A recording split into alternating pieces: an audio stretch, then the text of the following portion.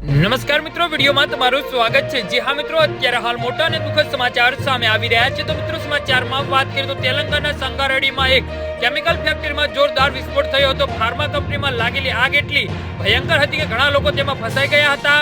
આ અકસ્માતમાં 10 મજૂરોના મોતની આશંકા છે, તેમજ અંદાજે 10 થી 20 લોકો ઘાયલ થયા હોવાના અહેવાલ છે। હજુ પણ ઘણા લોકો ફેક્ટરીમાં ફસાયેલા છે, જેથી મૃતકોની સંખ્યા વધી શકે તેવો પણ અંદાજ છે। જી હા મિત્રો, અત્યારે હાલ મોટા અને દુઃખદ સમાચાર સામે આવી રહ્યા છે।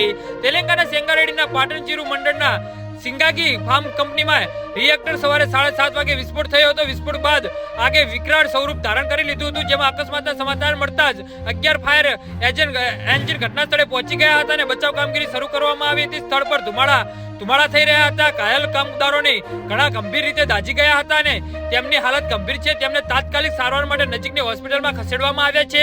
કામગીરી ચાલુ હોવાથી કુલ મૃતકોની સંખ્યાની હજુ સુધી પુષ્ટિ થઈ નથી। જો કે હજુ સુધી વિસ્ફોટનું કારણ બહાર આવ્યું નથી, પરંતુ એવું કહેવામાં આવી રહ્યું છે કે રિએક્ટરમાં ટેકનિકલ ખામીના કારણે વિસ્ફોટ થયો હશે। જી હા મિત્રો, તો આના વિશે તમારું શું કહેવું છે તો નીચે અમારી કમેન્ટ બોક્સમાં જરૂરથી જણાવજો અને અમારી યુટ્યુબ ચેનલને સબસ્ક્રાઇબ કરવાની ભૂલતા નહીં। ધન્યવાદ।